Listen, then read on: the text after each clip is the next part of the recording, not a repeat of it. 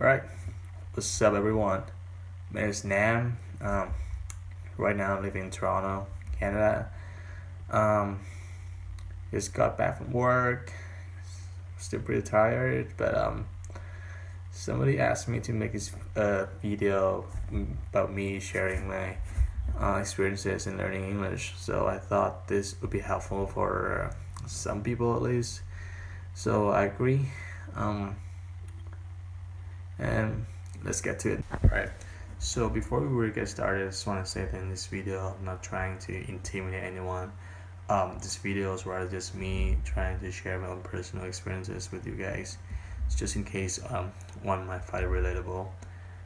People from all over the world, they have ways to learn this language, and there's no correct way, there's no right way to doing this. It's just that there are some certain ways that I feel like more effective than the others. So in this video, I'll be talking about my own personal method that I've been lucky enough to actually realize that. And let's begin. Alright, so I think just like many of you guys, I was kind of forced to be learning English when I was in elementary school. But I know that now they even make the kids learn English since elementary school. Well, which I'm not saying that it's wrong. It's just that forcing someone to learn something, anything, pointlessly is a complete waste of time. So I think in order to learn something well, you need to know why you're learning it. Like, what is the purpose of it? To me, learning English was the only way for me to be able to communicate with people, to have like normal social conversations around. Uh, so yeah, I spent like years learning this language, just until one day that that was a time when I knew that I had to go to Canada to continue my education. So yeah, that was the time that I realized that all the years that I spent have gone to waste. All the money has gone to waste. But I realized that like the way the teachers in high school, the way the teachers in the institutions used to teach me, it didn't work. So I worked so just until one day that I actually met this certain teacher, and she was she changed the game. Yeah, so she was the first person to tell me that in order to learn English, you gotta start with speaking and listening. That was like a game changer, cause like all these years I was taught that learning English is all about learning grammar. It's all about like how to know the sentences are constructed. So one of the biggest mistakes of Vietnamese students is they they care too much, they stress too much about grammar. When I think grammar is actually just a way for high school teachers to mark you. Um, it doesn't show like it well it does, but it does show like if you really understand the language, but it doesn't really show that you're able to speak in a way that a foreigner will be able to understand you. Right, so after spending around 2 months learning from this teacher, her name was Hotu, by the way, I felt like I've lived more than I ever could in all those previous years, adding up together. Um, that was when I realized that there's a way for me to be able to learn this subject. Um, I that was when I understood that um, the first thing that uh, everyone should be focusing on should be speaking and listening. rather than just grammar. So let's start with speaking. So speak as often and as much as possible, I would say. And this is the best way to learn English. There's nothing better than conversations to help you to improve. Whereas you can practice reading, writing, and well, listening maybe on your own, but it's obviously better um, to speak English with someone. So the best way to do this is to be in an English speaking environment. Well, it doesn't mean that you actually have to go to another country to do this, but it's more like you can gather a group of friends. Um, with friends, and you guys can start speaking English to each other. So the quickest way to learn English is to surround yourself with English speakers. Uh, Also get into a habit of thinking in English. Don't translate from your language to English. It's going to slow you down.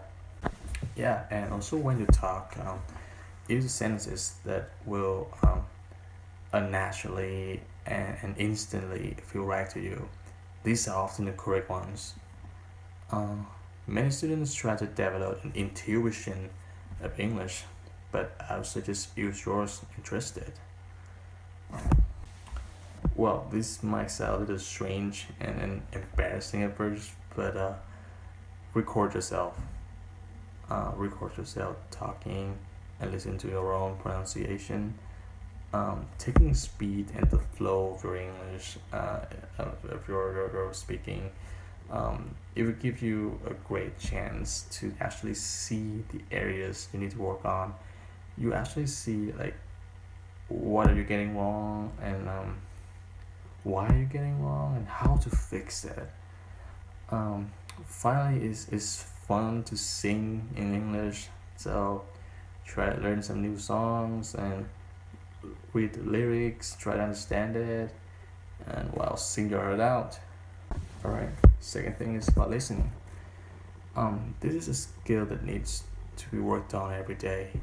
Just like speaking, it's better for you to be in a totally English speaking environment. A full immersion is like the best way for you to improve the level. It's also good to watch like TV shows, game shows, and movies in English. You may try subtitle at first. Um, the news can be difficult to learn from student levels, but the more you listen, the more you'll pick up. Um, as an exercise, also it's good to have something you can listen to all over again. For example, you can put on a DVD repeatedly. It's good why as a news report can only be heard once. Well, so I also learn to shadow your DVDs or CDs. Listen and repeat to what you hear. It's important to remember that a native English speaker will never repeat a thing 10 times for you to understand it. So, as in the long run, you must focus on learning to get your listening right at the first time, and you can do it. Well, reading and writing are things that you can actually practice on your own during the free time. Try to make your free time, okay? So I say have a dictionary with you. Like the English one is the best. Um, so you can look up new words and try to write them down. And once you find a new word, try to use them. Otherwise, you forget it. Um, it's just how it works. Yeah. So while reading, don't worry if you don't get a few words. Uh, Try not to keep reaching for your dictionary just like for every few seconds. Uh, Instead, try to understand the general meaning of the context first, and then reread it for more details. And for the words that you don't really understand, try learning how to guess the meaning out of it. Um, Look at the other words in the sentences. They will give you some clues, and use some clues, and from them you can guess the meaning. Well, now I know none of us wants to make mistakes in front, especially in front of others. But trust me on this. Your mistakes are really important and will actually help you in learning English. The key is that try not to be afraid to make mistakes. Don't waste a chance to speak English because you might be nervous and nervous that you could make a mistake. It's especially true if you study in an English language school. Teachers want to hear your mistakes so they can correct them for you. Um, don't be shy. Be confident. Having an "I can do it" thing um, that will help you a lot in learning this language. Um, and above all, try not to worry. Try not to be afraid. Try not to be nervous. Learning English should be fun, and the more fun you have, the easier and the more you will learn. So keep motivating yourself, and you can do it.